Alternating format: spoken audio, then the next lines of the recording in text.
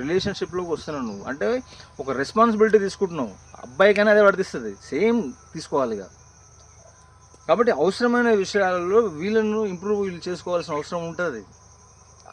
అవసరం లేని వాటిని కట్ చేసుకోవాల్సిన అవసరం ఉంటుంది, అవసరమైన వాటిని ఇంప్రూవ్ చేసుకోవాల్సిన అవసరం ఉంటుంది.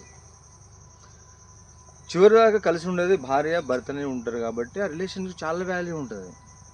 అందుకని పెళ్ళైన వాళ్ళని లవ్ చేయడము, లేకపోతే అంటే పెళ్ళైన అబ్బాయిని అమ్మాయిలు లవ్ చేయడం అది రాంగ్. అదేవిధంగా ఆంటీలను కూడా లవ్ చేయొద్దు. వాళ్ళు ఏదో సాఫ్ట్ టార్గెట్ అని, వాళ్ళు ఈజీగా పడిపోతారని అట్లా చేయొద్దు. అంటే మెజారిటీ నేను చెప్పేది అమ్మాయిలకంటే కొంచెం వాళ్ళు ఎక్కువ బెట్టు చేస్తారు, ఎక్కువ డాంబికంగా ఉంటారు, ప్రౌడ్ చూపిస్తారు అని సాఫ్ట్ టార్గెట్. ఆల్రెడీ వీళ్ళు ఒక ట్రాక్లో ఉంటారు కదా, ఆ రిలేషన్షిప్ ఆర్గాజంకి వీళ్ళు అడిక్ట్ అయిపోయి ఉంటారు కాబట్టి వీళ్ళు ఈజీగా ట్యూన్ అయిపోతారు అని చెప్పేసి అని ఒక భ్రమతోటి ఎఫర్ట్స్ అనేవి చేస్తుంటారు మ్యారేజ్ లేడీస్ పైన. వాళ్ళు దానివల్ల వాళ్ళ ఫ్యామిలీ విచ్ఛిన్నం కావడానికి ఛాన్సెస్ ఉంటుంది.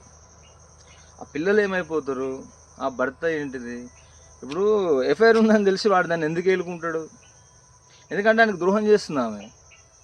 ఆయనకు తెలిసినప్పుడు ఈరోజు కాకపోతే రేపు, రేపు కాకపోతే ఎల్లుండే అది రిలేషన్ అనేది డిస్పోజల్ అయిపోతుంది.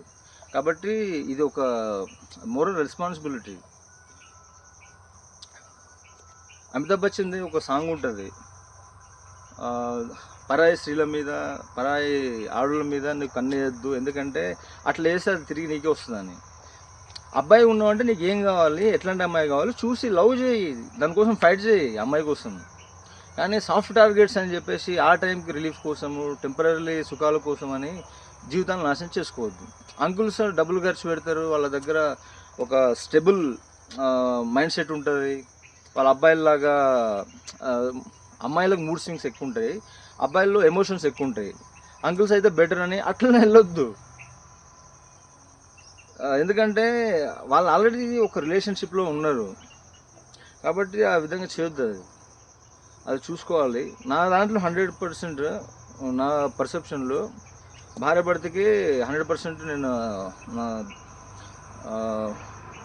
నా సపోర్ట్, తర్వాత నా ఆమోదం ఉంటుంది. అయితే ఇట్లా కంక్లూడ్ చేసేస్తాయి. ఇంకా ఇట్లా లవ్ ఫెయిల్యూర్ అని చెప్పేసి ఎవరైతే ఒంటరిగా మిగిలిపోతారో వాళ్ళ పైన కొంచెం హ్యుమానిటీ చూపించి వాళ్ళ దగ్గరికి వెళ్ళి మాట్లాడి వాళ్ళని కన్విన్స్ చేసి ఏదో రకంగా మ్యారేజ్ చేసే ప్రయత్నం చేయాలి. కనీసం దానికి కొంచెం పుష్ చేయాలి, కొంచెం మోటివేషన్ చేయాలి. అమ్మాయి అబ్బాయికైనా, అబ్బాయి అమ్మాయికైనా. ఒకవేళ వాళ్ళు కాంటాక్ట్లో ఉంటే, లేకపోయినా కూడా పరిచయం చేసుకొని వెళ్ళి మాట్లాడాలి.